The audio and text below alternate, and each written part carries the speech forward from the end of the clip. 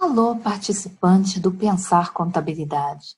Eu sou a professora Vânia Borgherdt e durante a próxima hora nós estaremos discutindo a NBC-TG 26, que corresponde ao IAS 1 do IFRS e ao CPC 26R1. Também recepcionados pelos reguladores CVM, ANS, ANEEL, ANTT e a SUSEP. O objetivo desse normativo é apresentar as regras de apresentação das demonstrações contábeis. Por que ter essas regras é importante?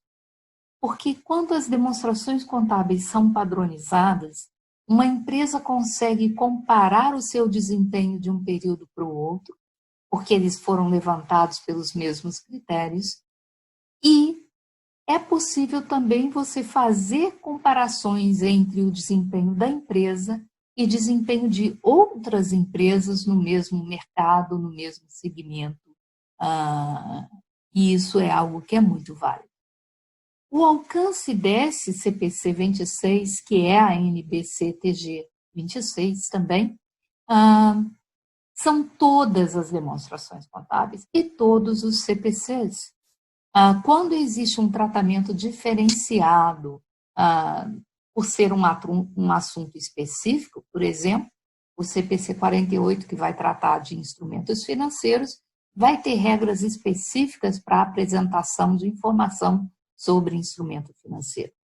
Mas, de uma forma geral, o que nós vamos ver aqui na NBC-TG 26 é aquilo que deve ser linha mestra de todas as demonstrações contábeis. Nos próximos slides, e só chamando a atenção que eu esqueci, existem algumas exceções quanto à aplicabilidade desse normativo, que são para alguns pontos das demonstrações intermediárias, que dos itens 13 a 35 não se aplicaria, as empresas sem fins lucrativos de setor público ou empresas sem patrimônio. As outras todas vão usar a NBC-TG 26.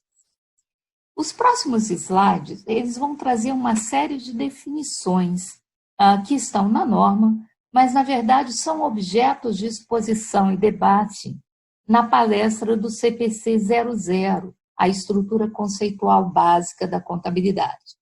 Então, eles foram inseridos nos slides para referência, mas nós estaremos nos detendo a comentar quando tal necessidade aparece ao longo da norma propriamente dita.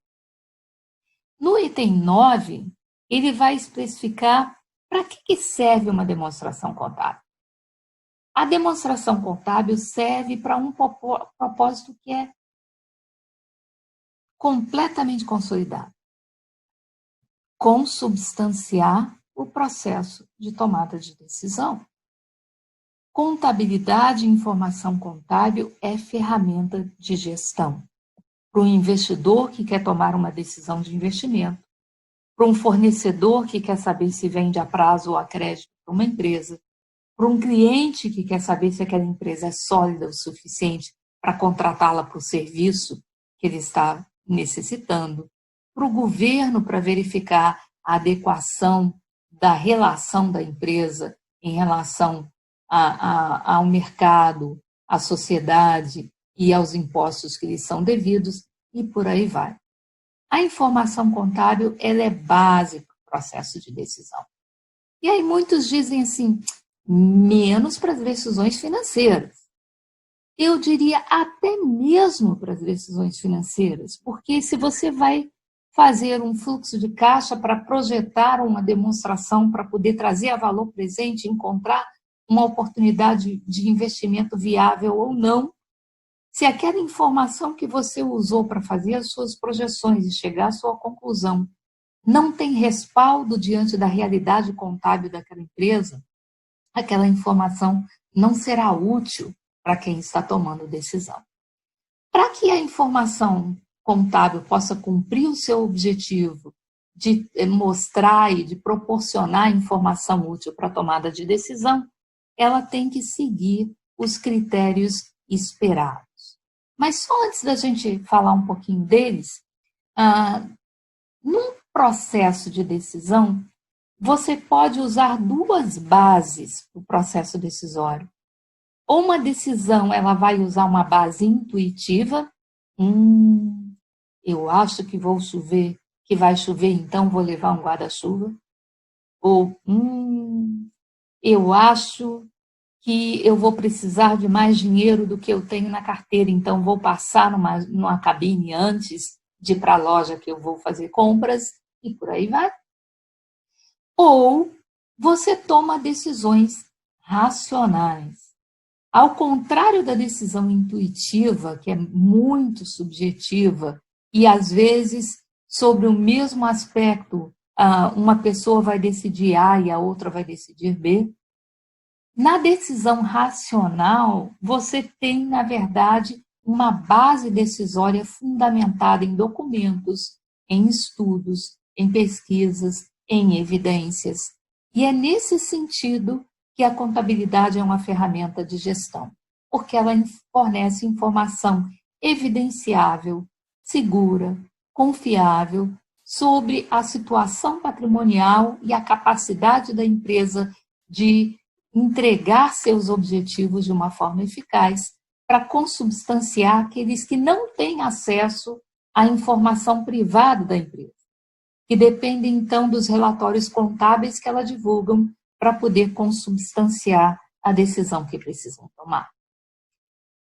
Para cumprir a finalidade, entre o elenco de informação que a contabilidade precisa entregar para o usuário, estão os elementos básicos que a gente também viu no CPC 00, que são receitas, ativos, despesas, patrimônio líquido. Na verdade, ativos são recursos econômicos presentes, controlados pela entidade derivados de transações passadas e representam o total de aplicações da empresa, ou seja, o que a empresa fez com os recursos que foram colocados à sua disposição.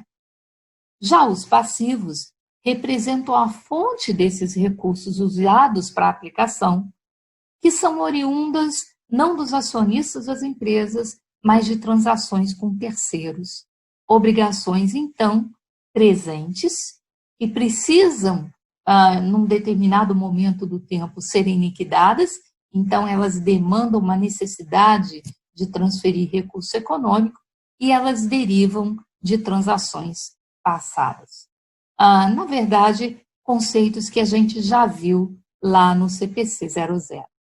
A equação contábil, ela também prevalece. Se os ativos são os totais de aplicações e os passivos são as origens junto ao terceiro, os recursos dos acionistas vão representar, então, o resíduo disso. Ou seja, se eu liquido os meus ativos, monetizo os meus ativos e uso esses recursos para liquidar as minhas dívidas junto a terceiros que são passivos, o troco que se tem, se espera que tenha, pertencerá aos acionistas e o nome dele é patrimônio líquido. Então, o patrimônio líquido é um valor residual.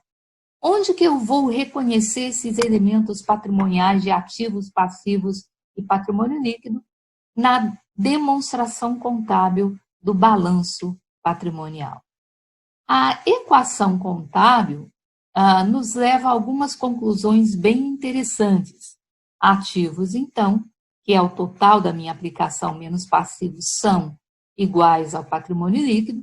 Então, se os meus ativos são iguais ao patrimônio líquido, ao passivo, significa que a minha empresa, na verdade, não tem recurso próprio. Ou seja, tudo que ela tem pertence a terceiros e serão entregues a esses terceiros quando do seu vencimento apropriado.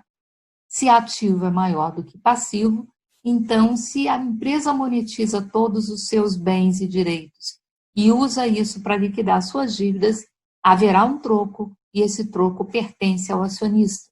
Por isso, o patrimônio líquido, que ilustra o recurso do acionista, será positivo. Se o ativo é menor do que o passivo, eu tenho então que, se eu monetizasse os meus ativos para liquidar passivos, eu não teria valor suficiente. Por isso, uma parcela do meu passivo ficaria a descoberto. Meu patrimônio líquido, então, seria negativo. Elementos patrimoniais adicionais das demonstrações contábeis são os conceitos de receita e despesa. Receita é tudo aquilo que, na verdade, vai gerar um aumento do meu ativo ou uma redução do meu passivo, com um posterior impacto na demonstração do resultado do exercício, provavelmente, no caso aqui que a gente está tratando, a não ser que sejam receitas e despesas da minha demonstração do resultado abrangente, que eu vou falar daqui a pouquinho, isso vai impactar positivamente o meu patrimônio líquido. Então, nós vamos contribuir para gerar valor econômico para a empresa. Já as despesas são aqueles elementos que aumentam passivo, aumentam dívida ou reduzem ativos e, por isso, vão resultar lá na demonstração do resultado transferido para o balanço, numa redução do patrimônio líquido. Ok. O desempenho, então, é medido com esse confronto de receita com despesas, para se chegar a um resultado. Nesse confronto, se receitas são maiores do que despesas, eu tenho uma situação de lucro, e se receitas são menores do que as despesas, eu terei uma situação de prejuízo. Ora, eu vou reconhecer esses elementos na demonstração do resultado do exercício, a nossa famosa DRE.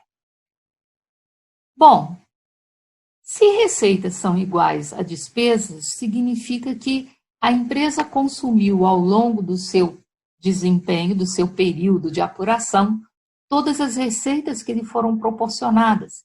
Dessa forma, não sobrou nada ao final do período para ser incorporado no patrimônio líquido. Se receitas são maiores do que despesas, eu tenho então uma situação de lucro, isso impacta positivamente o patrimônio líquido. Se receitas são menores do que despesas, eu tenho uma situação de prejuízo, isso vai impactar negativamente o meu patrimônio líquido. Já no item 10, a NBC-TG 26 vai apresentar o conjunto completo das demonstrações contábeis. E nós vamos estar abordando a maior parte delas aqui nesse nosso encontro.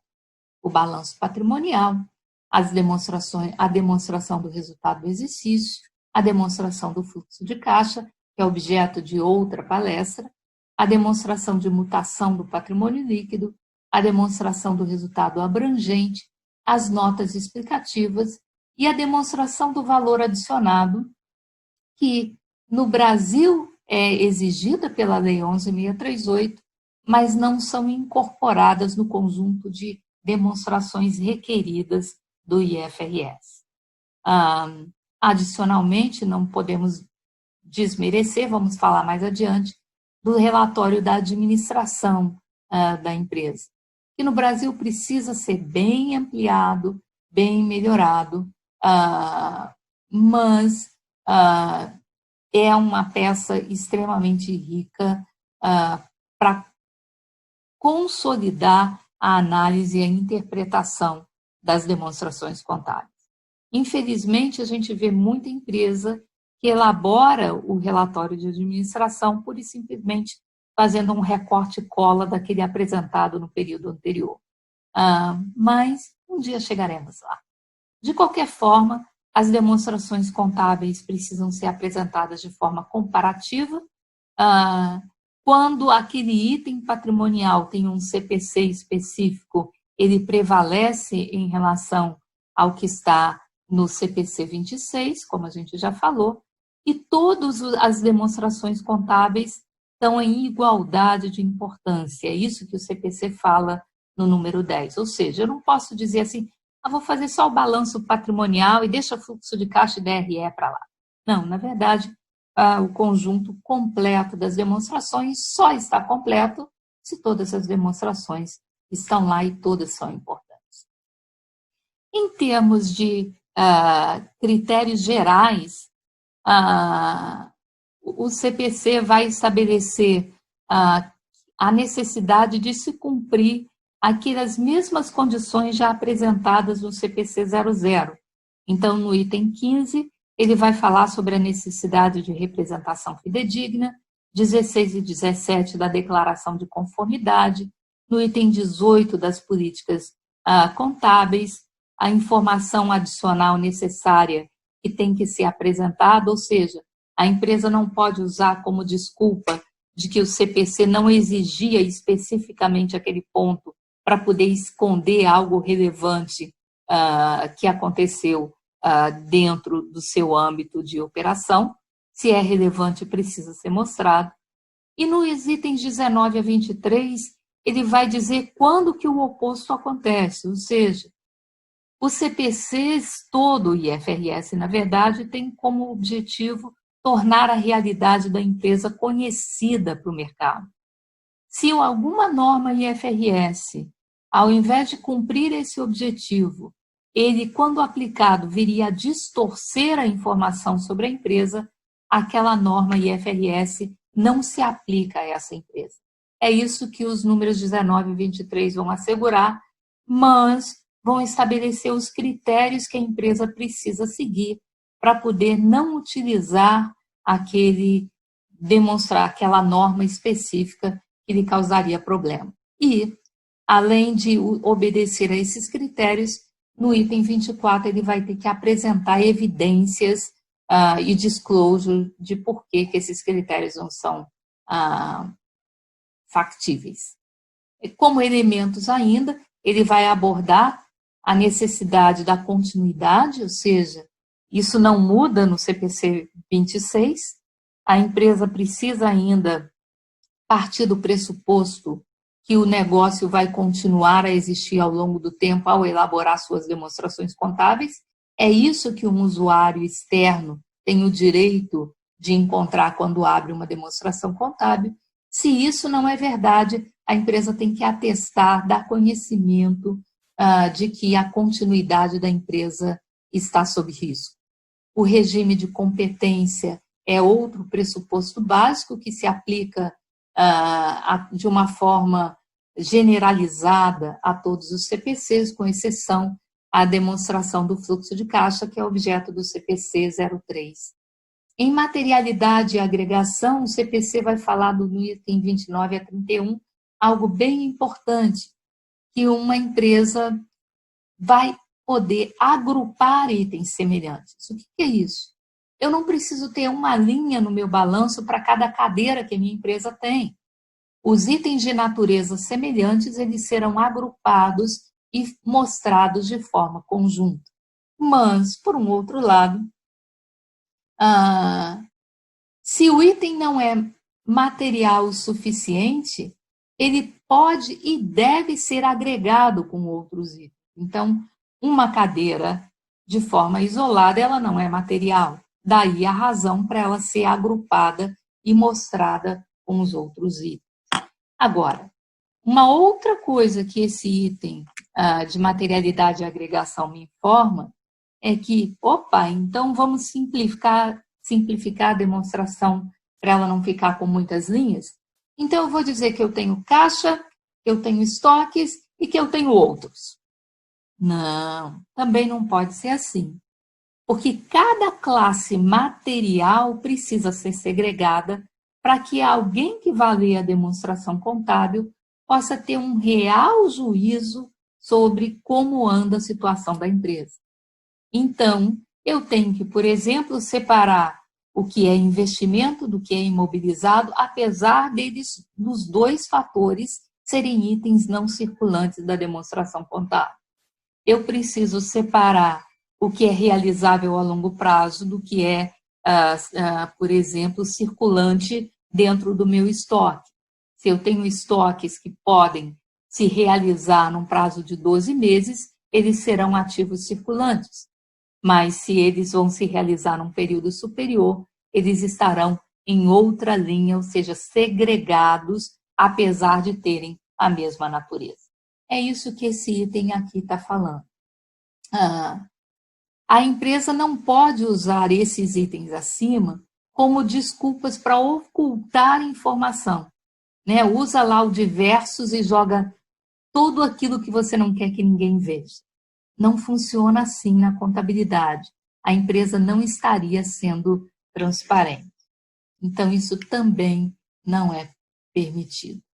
Compensação de valores é algo que ela vai tratar nos itens 32 a 35. O que ele quer dizer aqui é que é mais útil para a empresa e para o usuário da demonstração contábil se ele tiver condição de fazer inferências sobre aquilo que resultou no desempenho da empresa. Ou seja, eu não posso fazer da minha demonstração do resultado do exercício só a linha do lucro líquido, porque, afinal de contas, é a última coisa que sobra, é a única coisa que importa.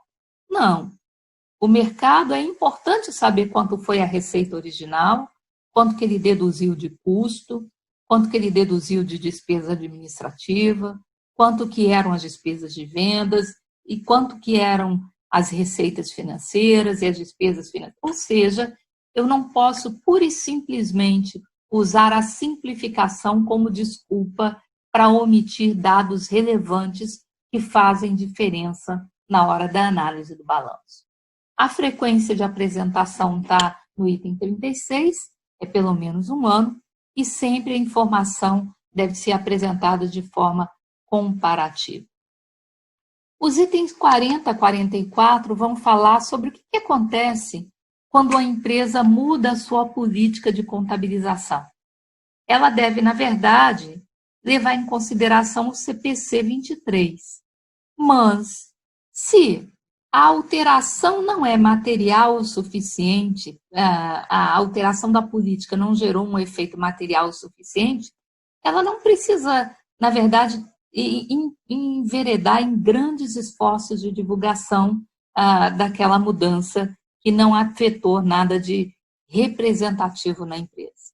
Um outro tratamento é quando a mudança na política contábil ela foi originada não numa mudança de posição ou de escolha ou de julgamento da empresa ou do próprio modelo de negócio da empresa, mas ela foi decorrente da entrada em vigor de um pronunciamento.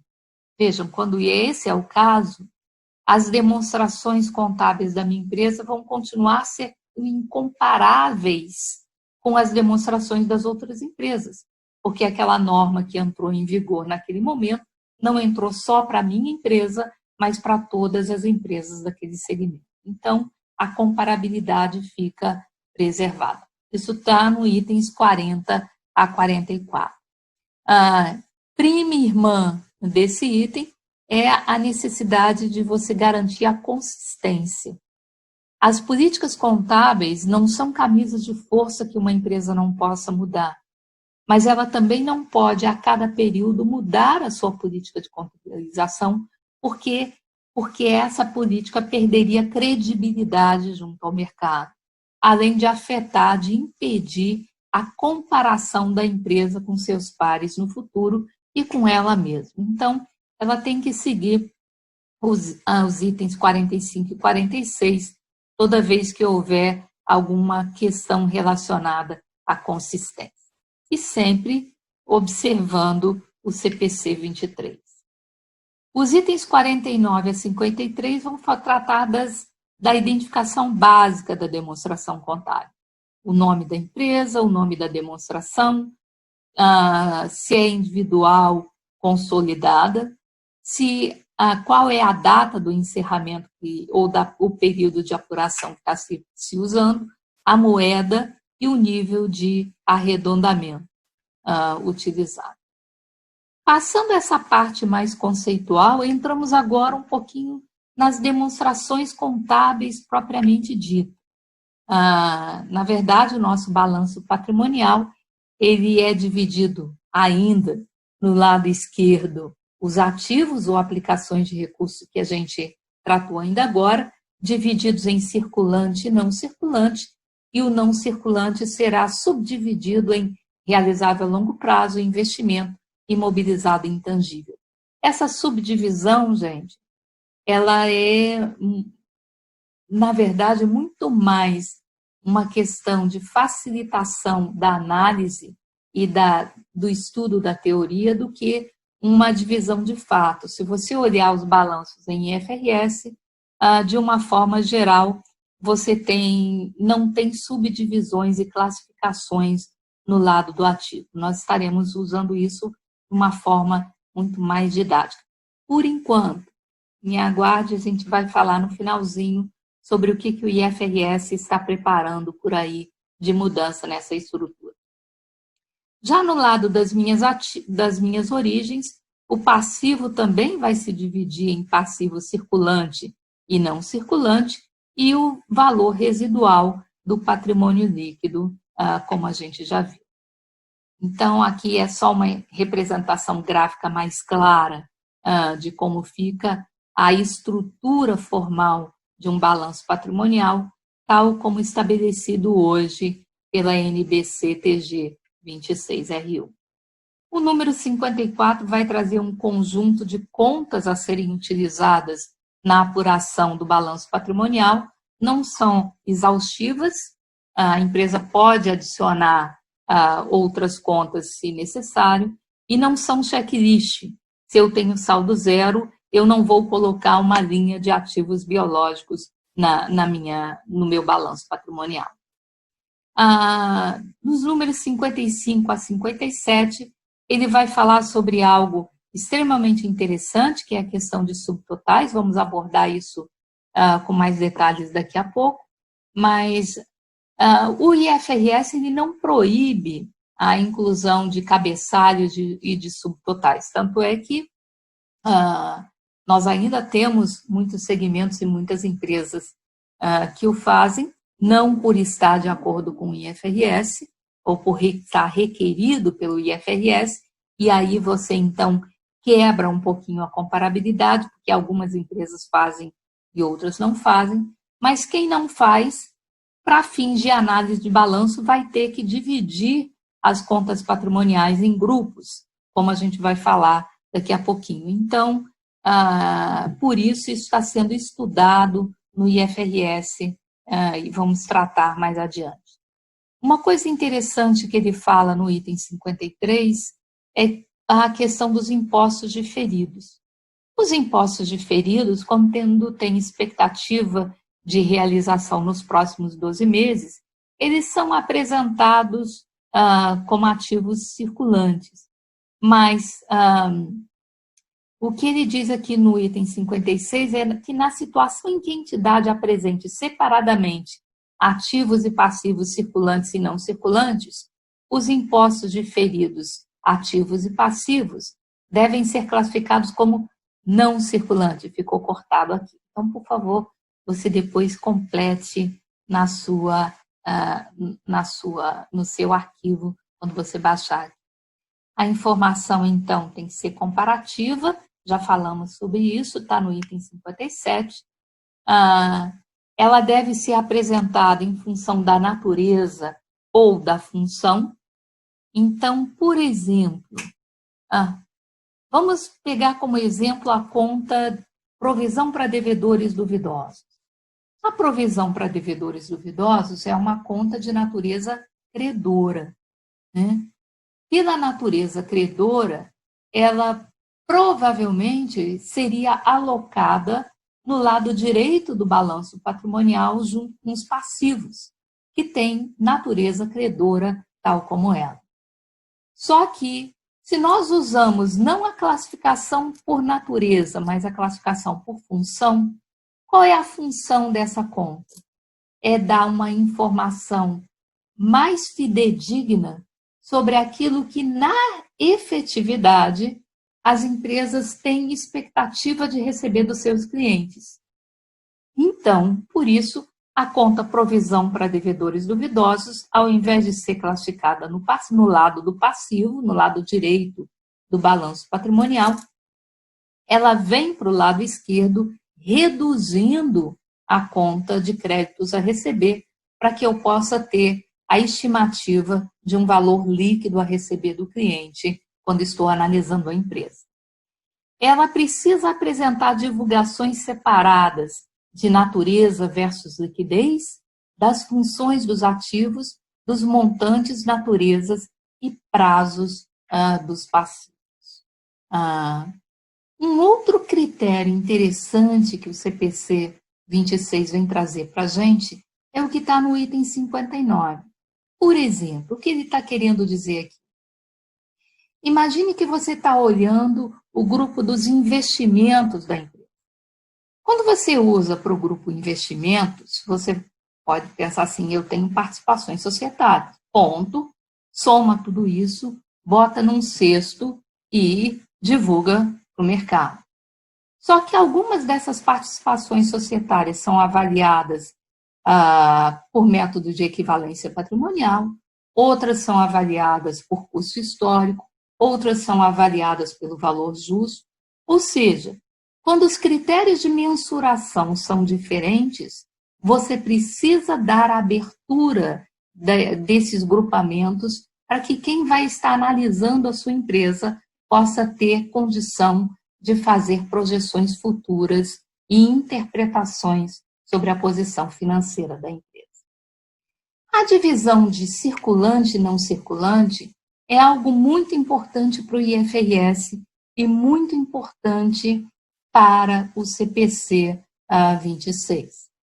Nos itens 66 a 76, nós vamos tratar um pouquinho dele, mas quando a gente fala de divisão de circulante e não circulante, aqui no Brasil a gente pensa logo no critério de liquidez.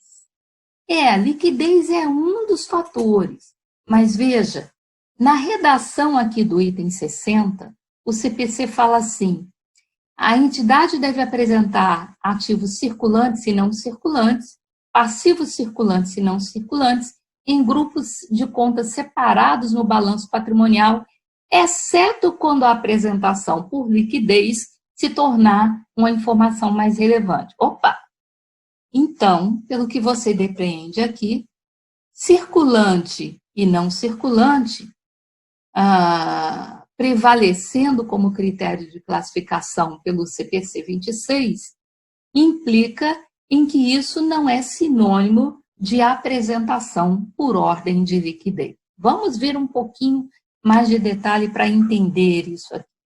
No item 61, o CPC vai dizer, então, que a empresa deve apresentar o montante esperado a ser recuperado ou liquidado em até 12 meses como um critério para você alcançar o que é ativo e passivo circulante, de acordo com o item 66. E o que esse item 66 vai me dizer sobre a classificação de circulante e não circulante? Ele diz que um item vai ser classificado como circulante se ele atender a qualquer um dos seguintes critérios. São 4 critérios. O primeiro é o ciclo operacional. Ora, espera-se que o que está no circulante venha a ser realizado ou vendido ou consumido no decurso equivalente ao ciclo operacional de uma empresa. Ciclo operacional, se você não se lembra o que é o objeto da gente definir no próximo slide. Então, só um pouquinho a gente vai discutir isso. O segundo critério que o CPC exige é que ele seja mantido essencialmente com o propósito de ser negociado. Eu não posso ter um item no meu circulante que está lá pegando teia de aranha e não sai nunca de lá. Ele tem que ter um propósito de ser movimentado, negociado, transacionado.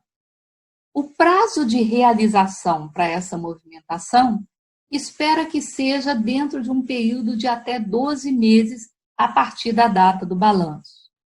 E uma outra coisa, um outro critério que é determinante para ser circulante é se aquele item é um item de caixa ou equivalente a caixa. Ou seja, se é dinheiro que a empresa tem disponível no seu caixa pequeno ou na sua conta bancária corrente, ou uma aplicação financeira que ela possa resgatar sem perdas em até 90 dias, eles são equivalentes à caixa. Se equivalente a caixa, é circulante. Não há hipótese de você ter caixa equivalente a caixa classificado em outro grupamento patrimonial qualquer que não seja o ativo circulante. Todos os outros itens serão, então, classificados como não circulante, de acordo com o CPC. Uma clarificação sobre a questão do conceito de liquidez. A legislação societária no Brasil estabelece que a gente vai usar como esse critério para circulante e não circulante, ou seja, a divisão e ordenamento das contas patrimoniais, o critério decrescente de liquidez, ou seja, eu começo pelos meus ativos mais líquidos e encerro as minhas demonstrações contábeis, tanto no lado do ativo,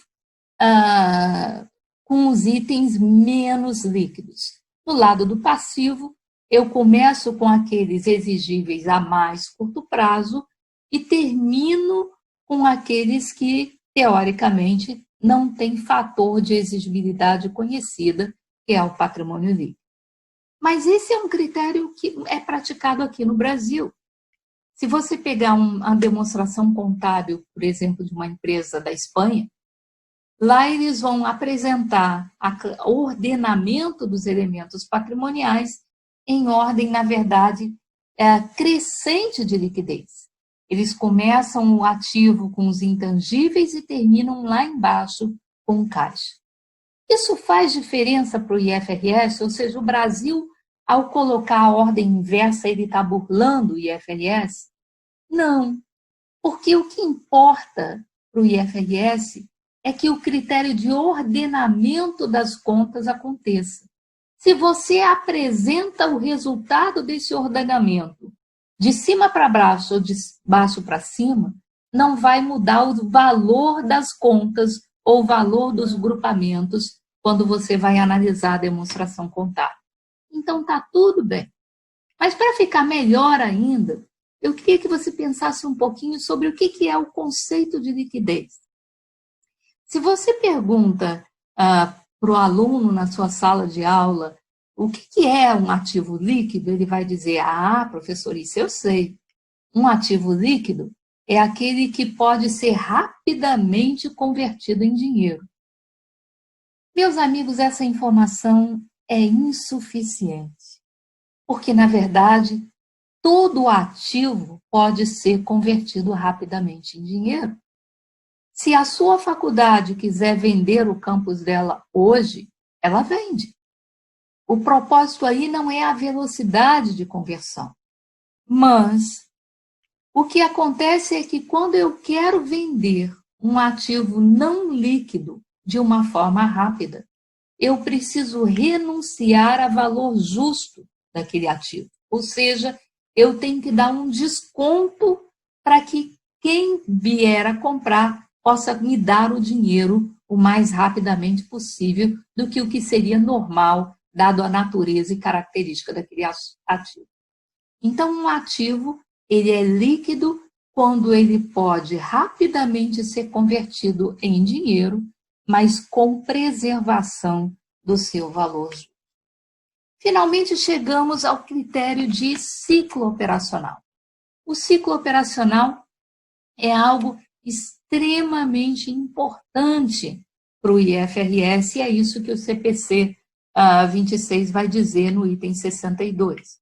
Lembrando, para quem esqueceu, um ciclo operacional começa quando uma empresa pega o seu caixa e compra matéria-prima, ou compra essa matéria-prima a prazo, aumentando o seu passivo com a conta fornecedores, e o que ela faz com essa matéria-prima? Ela leva a matéria-prima para estoque, num determinado momento, essa matéria-prima se transforma em estoque de produto em processo, o produto fica acabado, ele é vendido, e se Deus quiser e o teu cliente pagar, em algum momento na história, você recupera o teu caixa originalmente investido com o recebimento da venda. Isso é o ciclo operacional. Teoricamente, no meu ativo circulante, as 3 contas mais significativamente impactadas pelo ciclo operacional são as contas de caixa equivalente a caixa, porque já é o dinheiro original e, na verdade, o que volta a ser dinheiro depois de encerrado o ciclo operacional. O que você faz, em segundo lugar, por ordem de liquidez, vem créditos a receber. Por quê? Porque é o que está mais próximo de se tornar caixa. E, em terceiro lugar, o grupamento do estoque. Por quê? Porque o estoque pode ser estoque de matéria-prima, que ainda precisa ser matéria de produto em processo, e depois vai ser produto acabado, e só então, quando for vendido, vai se transformar em créditos a receber. Então, o destino natural é que o crédito a receber seja decorrente da venda daquele estoque que você mantinha. Não tem nada nos outros grupamentos que vão impactar o ciclo operacional? Tem. Em outros créditos a receber, por exemplo, eu tenho tudo aquilo que é ou pode tem condição de se realizar monetariamente nos próximos 12 meses, que não se encaixam nos grupamentos superiores. Então, eu não pude classificar como estoque, não pude classificar como crédito a receber, porque não é direito a receber pela venda do meu objeto de negócio, não é caixa, então eu não podia classificar nenhum dos três acima. Vou receber ou realizar em até 360 dias, então é outros créditos a receber. As despesas antecipadas, o que são? Despesas antecipadas são elementos especiais dentro do meu ativo circulante. Por quê? Porque, teoricamente, despesas são classificadas ou mostradas, evidenciadas na demonstração do resultado do exercício. As despesas antecipadas vêm para o ativo circulante porque, na verdade, são gastos que a empresa já liquidou financeiramente, mas o fato gerador ainda não aconteceu. Por exemplo, eu paguei um prêmio de uma apólice de seguro. Já saiu o dinheiro do meu caixa pelo prêmio correspondente aos 12 meses de cobertura da minha apólice. Então, eu não vou reconhecer aquele gasto com um prêmio no resultado, porque eu ainda não usufruí o benefício de estar coberto por todo o período de cobertura daquela apólice. Então, a cada mês, eu dou baixa em 1/12 do valor do prêmio e transfiro de despesas antecipadas direto para o resultado do exercício. Então, desse grupamento aqui de contas do ativo circulante, a despesa antecipada é um grupamento que representa itens de curto prazo que jamais se transformarão em caixa ou equivalente a caixa ao longo do tempo, ao contrário dos outros elementos que a gente vê aqui. Os ativos disponíveis para venda são oriundos de reclassificação. Por exemplo, eu tinha um imóvel classificado no meu grupamento de não circulante no meu balanço patrimonial. Eu ocupava aquele imóvel. Só que agora eu não vou mais ter necessidade daquele prédio, então eu vou vender aquele prédio. Ele antes era um imobilizado, classificado como não circulante.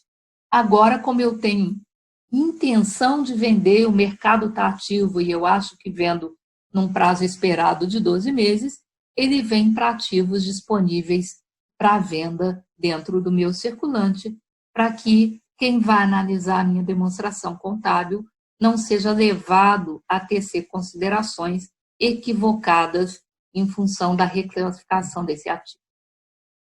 Ciclo operacional, então, é algo extremamente importante para uma empresa. Eu vou usá-lo como critério também para determinar o que é circulante e o que não é circulante.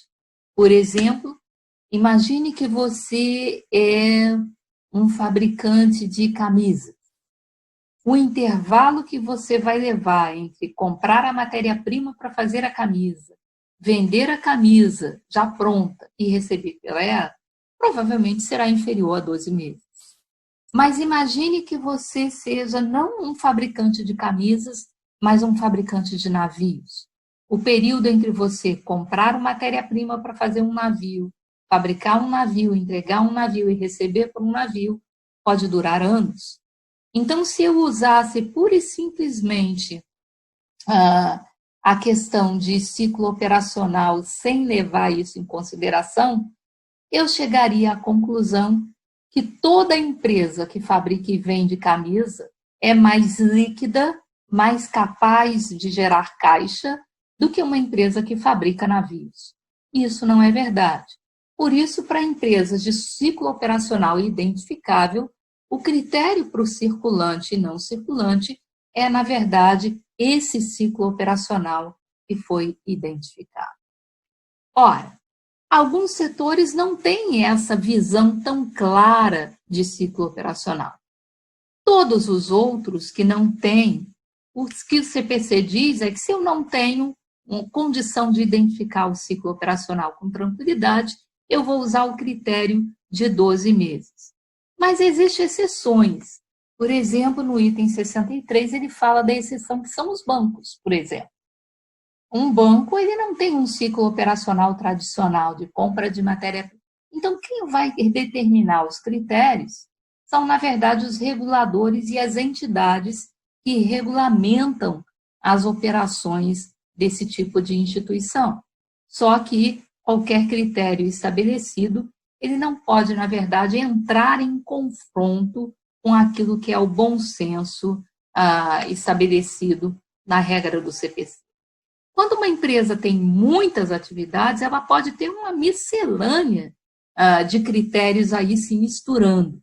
Isso pode ser apresentado de forma combinada, obedecendo os critérios do CPC e com bastante evidenciação. É o que vai dizer o número 64. É claro que, independente, a empresa tem que divulgar a data de realização, liquidação dos seus elementos circulantes, para que quem está analisando as demonstrações da empresa possa ter condição de tirar conclusão. Ok.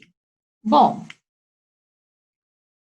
natureza de longo prazo são alguns itens tratados no item 67 do CPC 26, que, dentre os meus ativos não circulantes, eu tenho tanto ativos financeiros, quanto intangíveis, quanto ativos tangíveis.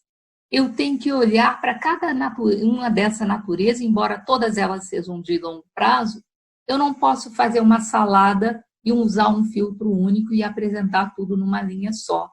Eu vou ter que dividir esses elementos entre aquilo que é realizável a longo prazo, ou seja, aquilo que será convertido dentro do ciclo normal da empresa em dinheiro, só que num período superior a 360 dias ou 12 meses, os investimentos da empresa, os intangíveis e os imobilizados. Quando eu vou para o meu passivo, eu também tenho critérios de classificação aqui estabelecidos, tal como a gente viu lá no meu ativo circulante. Espera-se que o passivo seja liquidado durante o ciclo operacional da entidade, que seja mantido com o propósito de ser negociado. Eu não posso ter um item classificado como um passivo circulante que está lá há 20 anos. O prazo de liquidação esperada deve ser de até 12 meses a partir da data do balanço.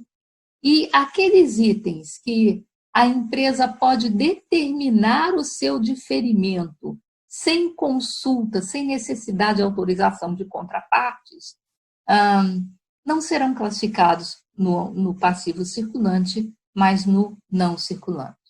Mas se ela não tem essa discricionalidade, então, se são dívidas que devem ser liquidadas nos próximos 12 meses, eles então serão passivos circulantes. Todos os demais itens serão classificados, então, como não circulantes.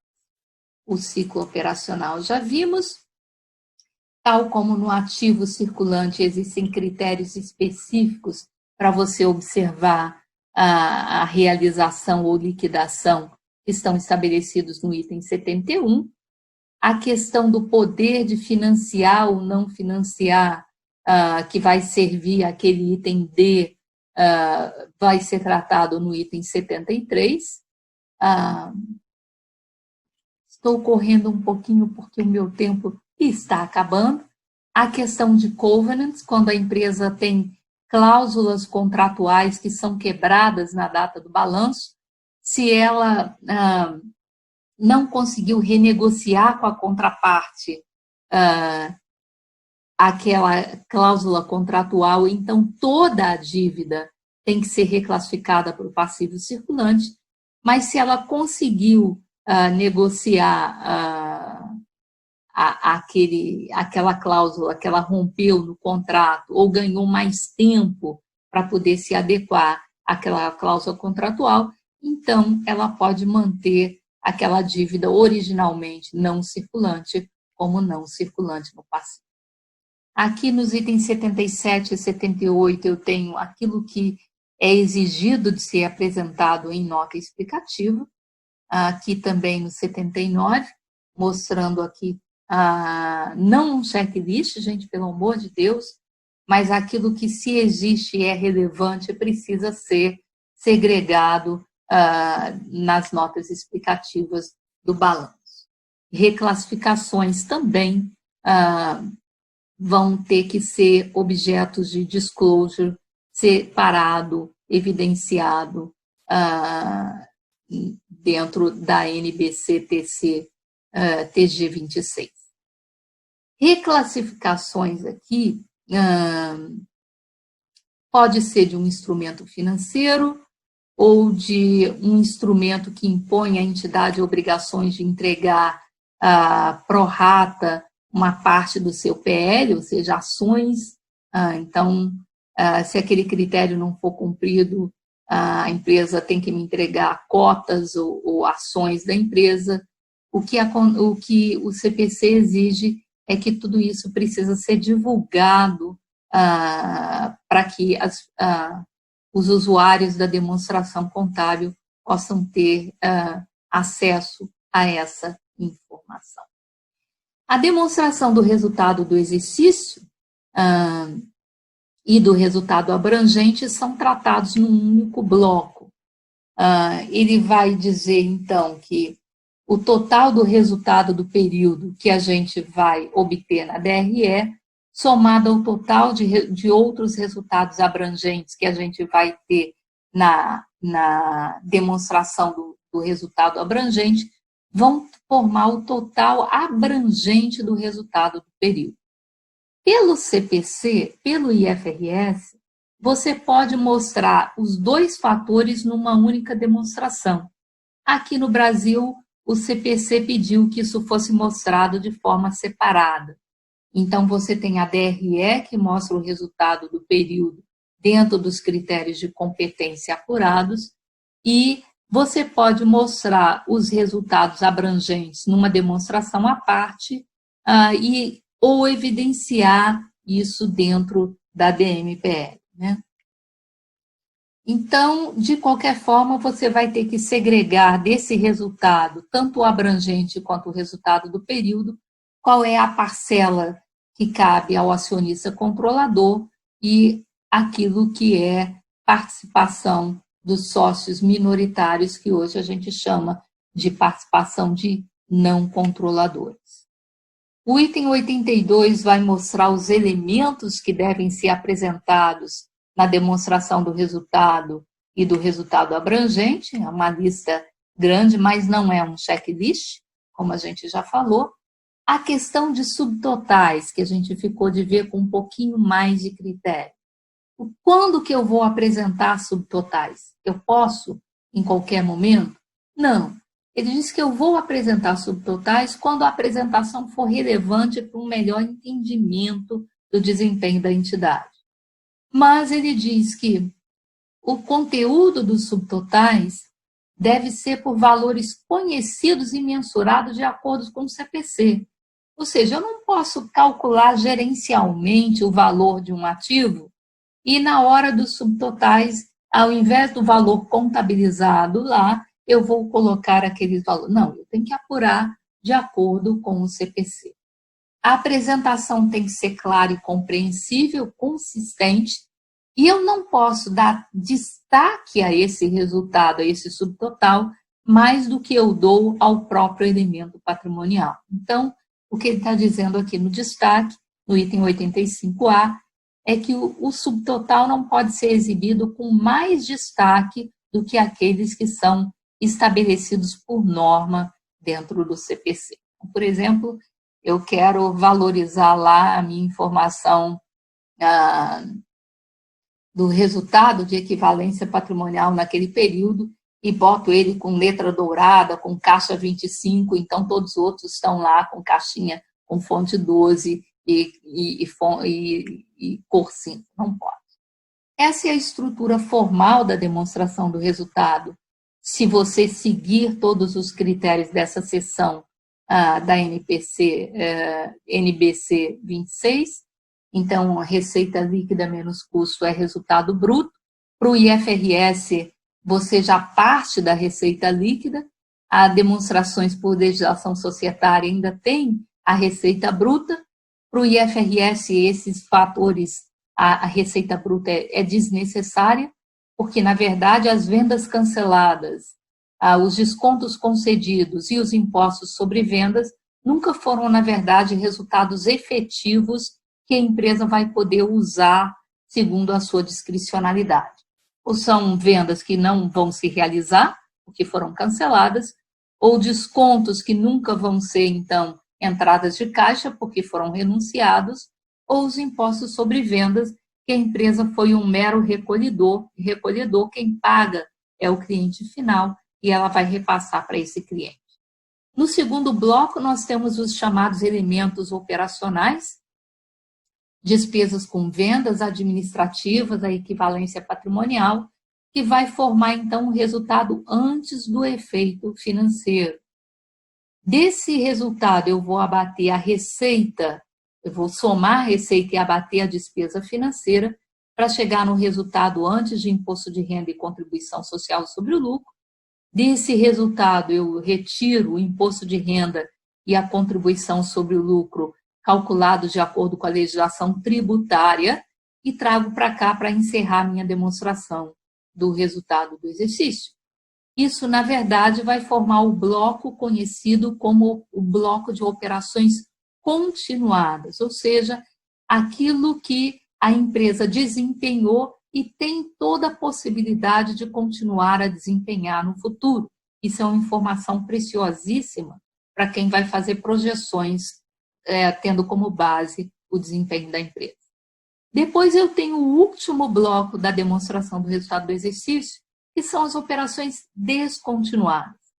Eu parei de fabricar um produto, eu fechei uma fábrica.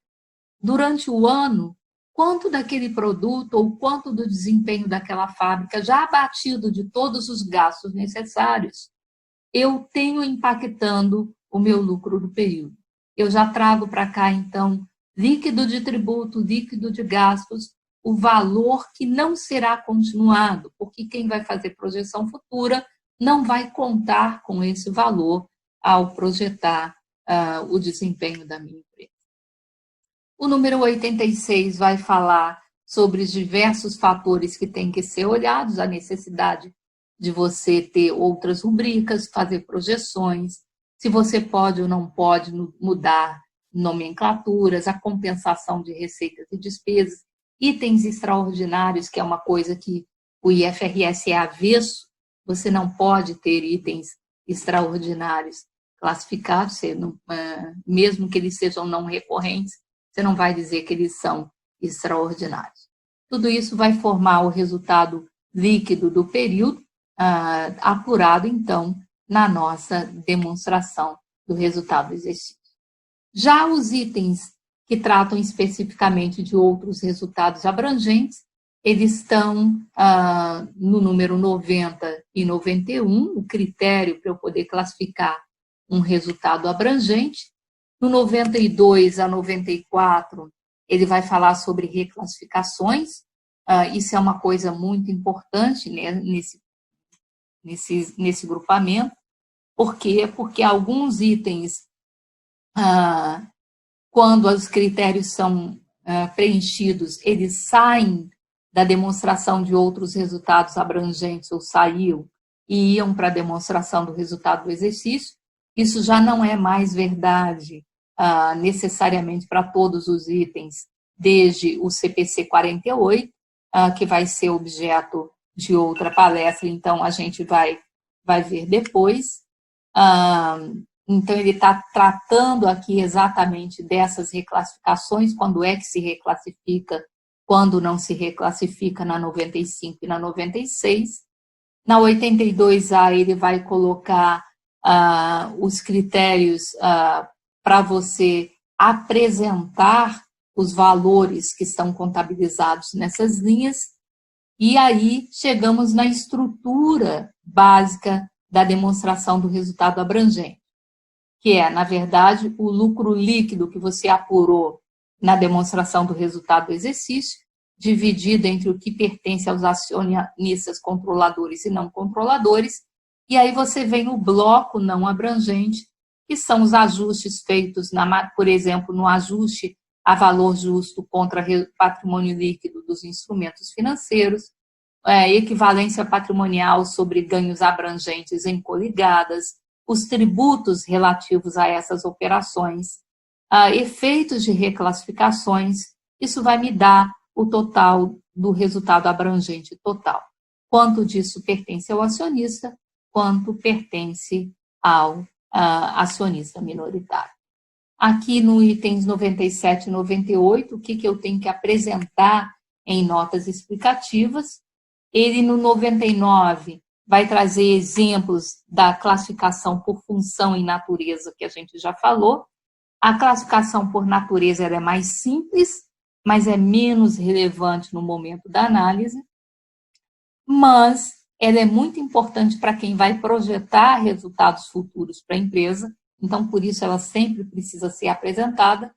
Já a classificação por função, ela é mais relevante, mas, por um outro lado, ela é subjetiva, porque você depende de julgamento. Por exemplo, se uma empresa vende carros, você tem um mesmo elemento, que são veículos, que para uma parcela desses veículos ela contabiliza como imobilizado, que é para o seu uso próprio, e uma parcela desses veículos vai ser contabilizado como ativo circulante, como estoque dela.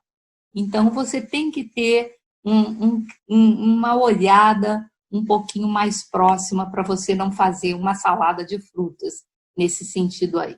Quando você classifica por função é mais útil, mas como para projetar fluxo de caixa futuro, a classificação por natureza é válida, é importante, você precisa da divulgação dela, é o que diz o item 105.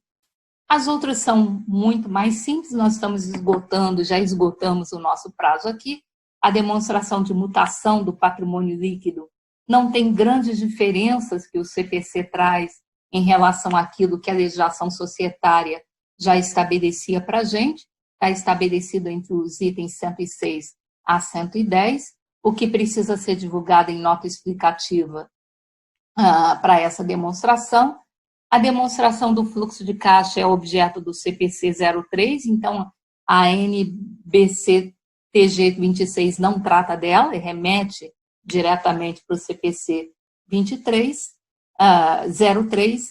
e os itens 112 em diante, ele vai falar de notas explicativas. Gente, olha como a gente ainda precisa tratar de notas explicativas, né? Tudo o que é incerteza, como divulgar o capital, como divulgar as políticas de contabilização, a classificação dos instrumentos financeiros, outras divulgações, tudo isso ele vai nos trazer nesse segmento. Para finalizar, se você se apaixonou pelo IAS 1, que é o CPC 26, ou NBC TG 26, eu tenho uma grande e péssima notícia para te dar. Na verdade, o IAS 1 está com os dias contados. Ele faz parte de uma grande iniciativa chamada Melhor Comunicação do IASB. Então, é o primeiro blocozinho que a gente vê nesse slide aqui. Para atender a pedido do mercado, o IASB está alterando as demonstrações contábeis, a forma como elas são apresentadas, para incluir subtotais, como a gente já tinha prática de fazer aqui no Brasil, isso agora vai ser formalizado, como desagregar ou agregar informações e como apresentar as medidas de desempenho da administração. Aqui está a proposta dele de ter um subtotal para lucro operacional, que a gente não tinha, um grupamento, uma categoria para investimento e uma categoria para financiamento. Na verdade, gente, o que ele está fazendo aqui é tornar possível que a DRE possa ser confrontada com a demonstração do fluxo de caixa. Imagine, você um dia vai ter no futuro a segregação dos seus ativos e passivos em operacionais, financeiros e de investimento. O que eles geram de resultado econômico, operacional, financeiro e investimento na DRE, e o que eles geram efetivamente de caixa com a mesma separação, com a mesma categorização na demonstração do fluxo de caixa. Esse é o objetivo do IASB. Na desagregação, a grande mudança aqui vai ser evidenciação sobre fatores que hoje muitas vezes são escondidos dentro de outros, mas são relevantes, como o goodwill. Nos itens extraordinários, ele vai dar tratamento para padronizar isso e melhorar a previsibilidade. E nas medidas de performance, ele vai dar critérios, então, para a gente poder calcular o famoso EBITDA, que o mercado gosta tanto, mas cada um calcula de um jeito. Com essas mexidas, o IAS 1 vai sumir. Parte vai ser incorporado no IAS 8, no IFRS 7, mas o que sobrar está sendo migrado para uma norma completamente nova. Vai ser um novo IFRS. Grande parte do que a gente viu vai ser aproveitado, mas as mudanças serão significativas. Essa proposta do IASB está em audiência pública, o prazo deveria ter se encerrado em 30 de junho, mas por causa da pandemia foi esticado até 30 de setembro. Agora que você sabe tudo sobre o CPC 26, leia essa proposta do IASB e envie seu comentário. Participe desse processo de mudança. Espero que tenha sido útil para você. Um abraço e bom congresso para você.